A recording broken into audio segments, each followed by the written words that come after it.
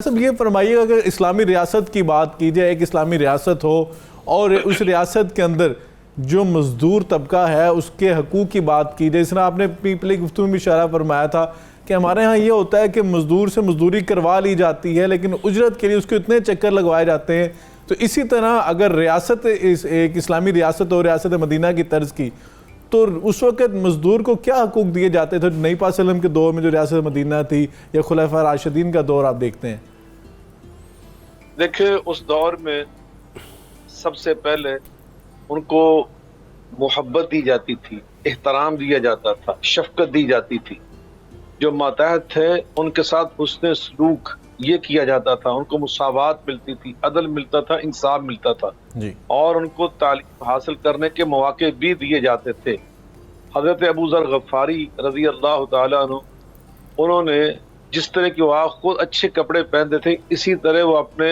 جو ماتحت تھے، ان کے لیبر تھی، ان کے مزدور تھے، ملازم تھے، حتیٰ کہ ان کے جو غلام تھے،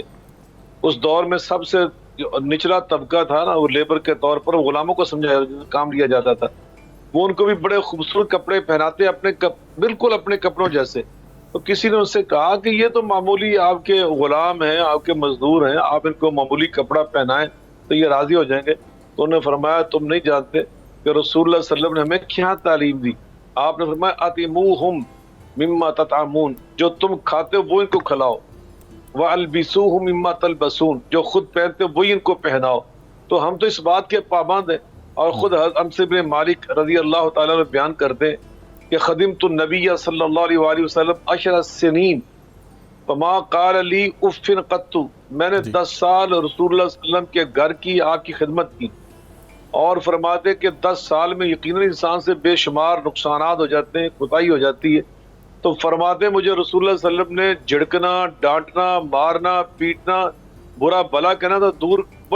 بہت دور کی بات، فرمایا مجھے کبھی اف تک نہیں فرمایا، اللہ ہمیشہ شفقت محبت کا آپ نے میرے ساتھ برتاؤ کیا۔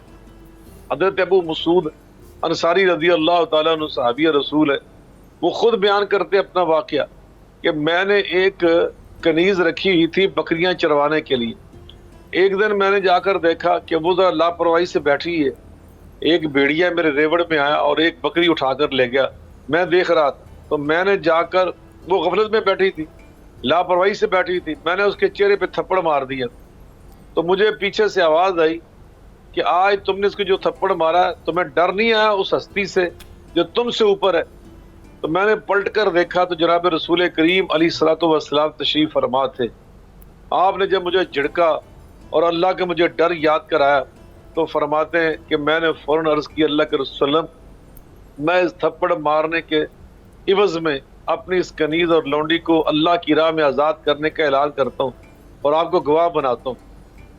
نبی کریم علیہ الصلوۃ والسلام نے فرمایا ابو مسعود رضی اللہ تعالیٰ عنہ، اگر تو ایسا نہ کرتا تو تو اللہ کے غضب میں چلا جاتا، بلکہ آپ نے بہت وہاں پر سخت الفاظ ان کے لیے استعمال فرمایا۔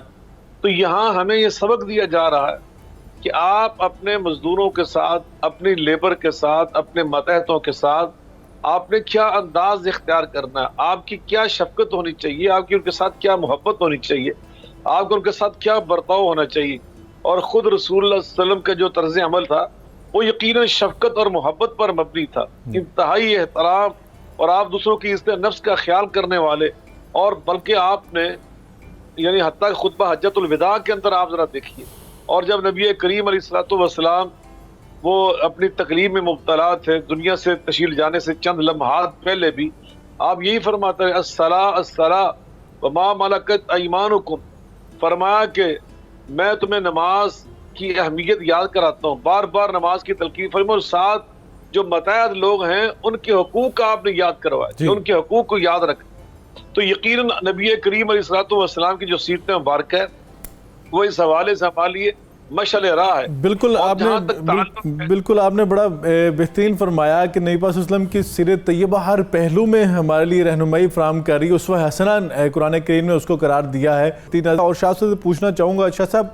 دیکھیے دین اسلام نے تو ہر طبقے کی بات کی ہے، حق کی بات بھی کی، فرائض کی بات بھی کی، کسی طبقے کو محروم نہیں چھوڑا۔ مزدوروں کی بات آئی تو کہا کہ مزدور سے اگر آپ مزدوری کروائیں تو اس پسینہ خشک ہونے سے پہلے اس کی اجرت ادا کر دی جائے، اس کی مزدوری ادا کر دی جائے۔ اگر قرآن و سنت کی بات کی جائے تو قرآن و سنت میں واضح طور پر مزدوروں کے حقوق کے حوالے سے اللہ اور اس کے رسول نے کیا احکامات ارشاد فرمائے؟ الحمدللہ رب العالمین والصلاة والسلام علی سید المرسلین وعلی آلہ وصحبہ اجمعین، اما بعد۔ بلا شبہ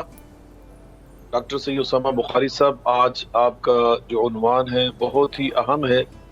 اور موجودہ حالات کے تناظر میں محاسن اسلام کو اجاگر کرنے کا یہ ایک بہترین موقع ہے جی کہ ہم دنیا کو اس بات سے آگاہ کر سکیں کہ دین اسلام یعنی وہ یہ خوبصورت نظام زندگی ہے کہ جس نے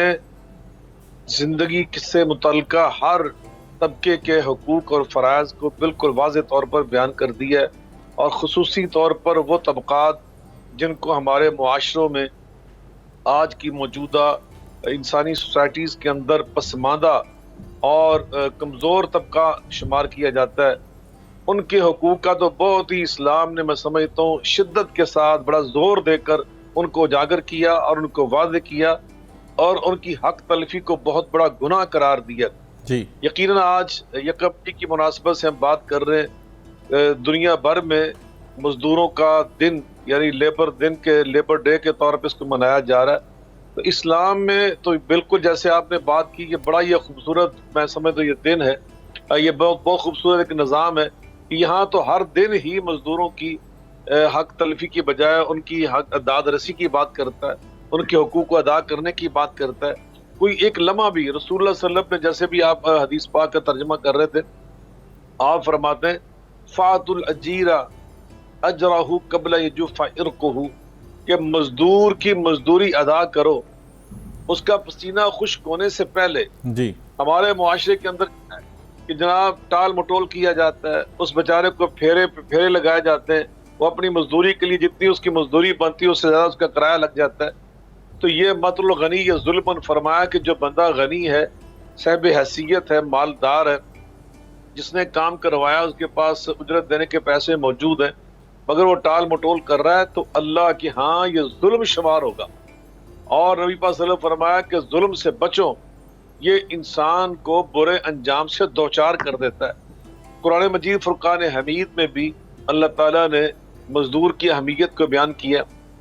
اور حضرت موسیٰ علیہ السلام اور حضرت شعیب علیہ السلام کا جو واقعہ سنایا، وَكُلًّا نَقُصُّ عَلَيْكَ مِنْ أَنْبَاءِ الرُّسُلِ مَا نُثَبِّتُ بِفُؤَادِكَ وَجَاءَكَ فِي هَذِهِ الْحَقُّ وَمَوْعِظَةٌ وَذِكْرَىٰ لِلْمُؤْمِنِينَ۔ اللہ تعالیٰ نے انبیاء علیہ السلام، رسولوں کے، پیغمبروں کے جو واقعات ہمیں سنائے قرآن مجید میں، وہ اسی نقطہ نظر سے سنائے ہیں کہ ہمیں وہاں سے اصول زندگی سمجھ آئیں۔ جی حضرت موسیٰ علیہ السلام نے 8 سال یا 10 سال حضرت شعیب علیہ السلام کی مزدوری کی ہے، مزدوری کے اوپر انہوں نے بکریاں چرائیں، اور خود نبی کریم علیہ السلام نے بھی فرمایا ما من نبی الا وقد رعى الغنم، تمام نبیوں نے جن کو بھی اللہ نے نبی بنا کر، پیغمبر بنا کر مبعوث فرمایا، جی ان نے اپنی زندگی میں آ کر بکریاں ضرور چرائیں۔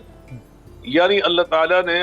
انبیاء علیہ السلام سے یہ کام کروا کر دنیا کو پیغام دیا ہے کہ مزدوروں کو حقیر نہ سمجھا جائے۔ بالکل، یقیناً یہ منصب جو ہے یہ بڑا معزز اور موقر منصب ہے کہ انسان اس کو ایسا نہ سمجھے کہ مزدوری جو ہے وہ شاید ایک معاشرے کے اندر، ڈاکٹر صاحب شاہ صاحب فرما رہے تھے کہ یہ معزز اور موقر جو ہے طبقہ ہے، اگر ان کی قدر کی جائے، ان کی مدد کو سمجھا جائے۔ اصل میں تو ہوتا یہ ہے کہ ہم نے بانٹے ہوئے ہیں کہ ایک بندہ جو کام کر رہا ہے اس کا دوسرا حصہ کا جو کام وہ خود نہیں کر سکتا۔ ایک بندہ اگر ٹیچر ہے تو وہ اپنا گھر خود تو نہیں بنا سکتا، اس کا میں سمجھتا ہوں اسے طریقہ سے نہیں پتا، تو اپنے کام بانٹے ہوئے، تو اپنی جو ایکسپرٹیز آپ شیئر کر رہے ہیں اس کا آپ جو ہے وہ معاوضہ لے رہے ہوتے ہیں۔